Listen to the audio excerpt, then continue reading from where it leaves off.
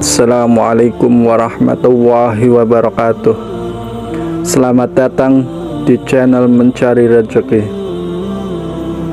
Di video kali ini kita akan membahas tentang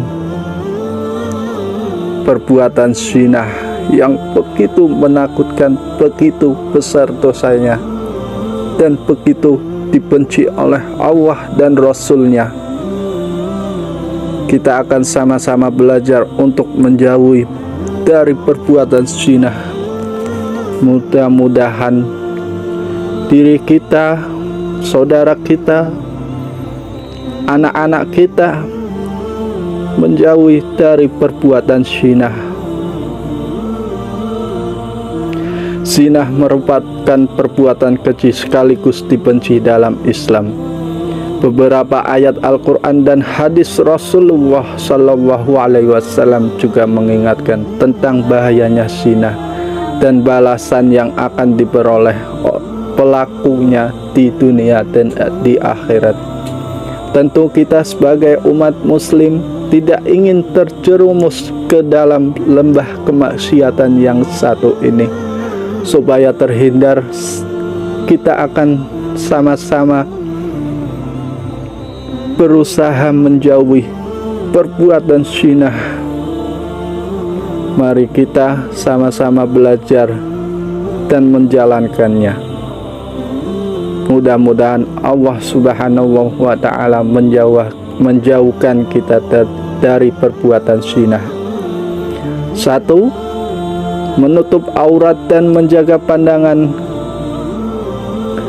Aurat adalah bagian tubuh yang wajib ditutupi dari pandangan orang lain, kecuali suami atau istri dan mahram.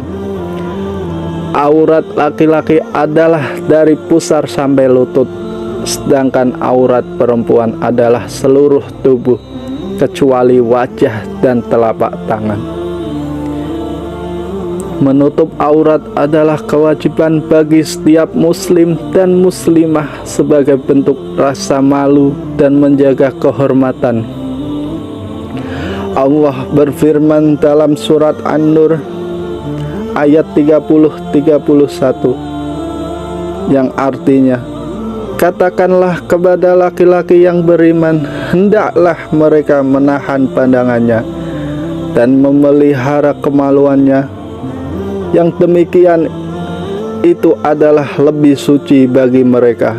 Sesungguhnya Allah Maha mengetahui apa yang mereka perbuat.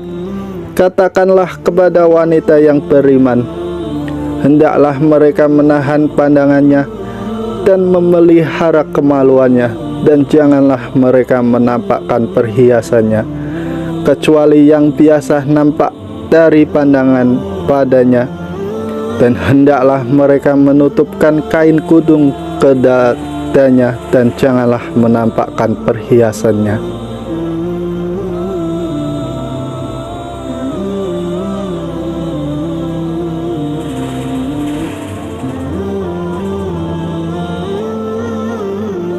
Kecuali kepada suami mereka, atau ayah mereka, atau ayah suami mereka, atau putra-putra mereka, atau putra-putra suami mereka, atau saudara-saudara mereka, atau putra-putra saudara mereka, atau putra-putra saudara perempuan mereka, atau wanita-wanita Islam, atau budak-budak yang mereka miliki, atau pelayan-pelayan laki-laki yang tidak mempunyai keinginan terhadap wanita, atau anak-anak yang belum mengerti tentang aurat wanita.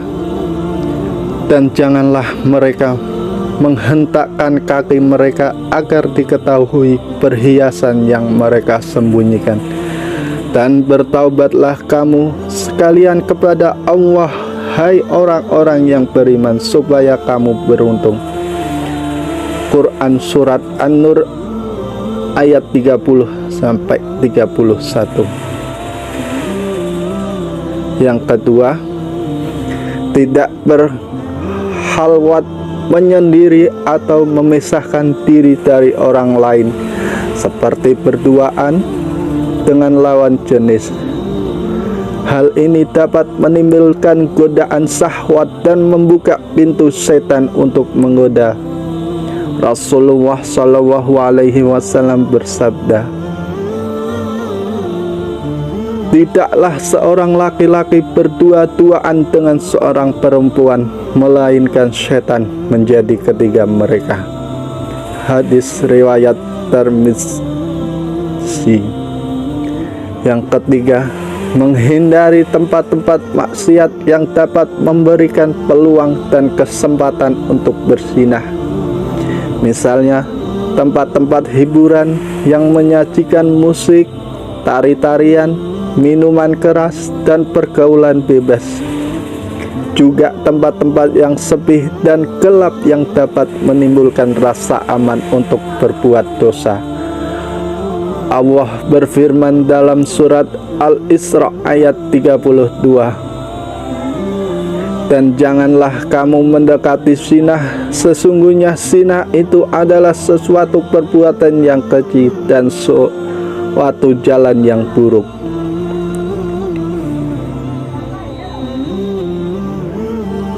Keempat, tidak mendekati hal-hal menjerumus kepada perbuatan zina, misalnya berbicara, bercanda, bersentuhan, atau berpandangan dengan lawan jenis yang bukan mahram dengan niat yang tidak baik. Hal-hal ini dapat membangkitkan syahwat dan menggerakkan hati untuk berzinah. Rasulullah Shallallahu Alaihi Wasallam bersabda, "Zina mata adalah melihat, zina lidah adalah berbicara, zina hati adalah berangan-angan, dan zina kemaluan adalah menindaklanjutinya." Hadis riwayat Muslim. 5. Menambah ilmu pengetahuan agama dengan menghadiri berbagai majelis taklim. Hal ini dapat meningkatkan kesadaran dan ketakwaan kita kepada Allah Subhanahu wa Ta'ala, serta mengingatkan kita dan akan akibat-akibat buruk dari perbuatan zina. Allah berfirman dalam surat Al-Anfal ayat 29, "Hai orang-orang yang beriman, jika kamu bertakwa kepada Allah, niscaya Dia akan memberikan kepadamu suatu furqan, pembeda antara yang hak dan yang batil, dan yang menghapuskan daripadamu kesalahan-kesalahanmu, mengampuni dosa-dosamu, dan Allah mempunyai karunia yang besar."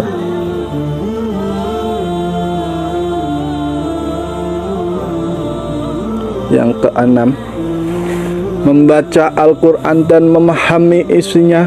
Al-Quran adalah petunjuk, cahaya, dan obat bagi hati yang sakit.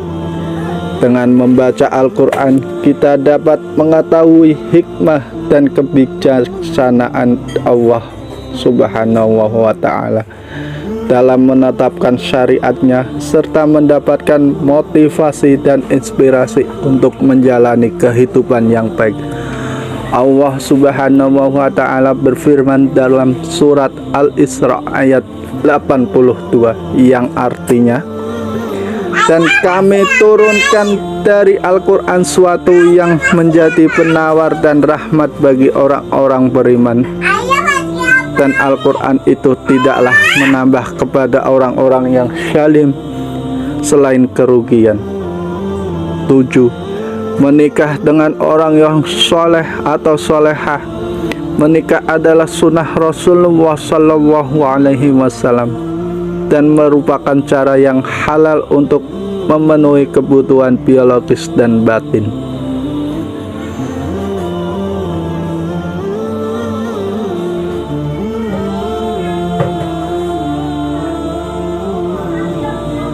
Manusia dengan menikah, kita dapat menjalin hubungan yang harmonis, saling mencintai, dan saling menasehati dalam kebaikan. Menikah juga dapat menjaga kita dari godaan syahwat dan perbuatan zina. Rasulullah Shallallahu Alaihi Wasallam bersabda, "Hai sekalian pemuda, barang siapa di antara kalian yang sudah mampu menikah, maka menikahlah, karena menikah itu lebih dapat menundukkan pandangan dan lebih menjaga kemaluan. Dan barang siapa yang belum mampu, maka hendaklah ia berpuasa, karena puasa itu baginya menjadi pengekang syahwat." Hadis riwayat Bukhari dan Muslim. Demikianlah cara-cara yang dapat saya sampaikan tentang cara menjauhi perbuatan zina. Semoga bermanfaat dan dapat kita amalkan dalam kehidupan sehari-hari. Jangan lupa untuk like, comment, share, dan subscribe channel saya. Wassalamualaikum warahmatullahi wabarakatuh.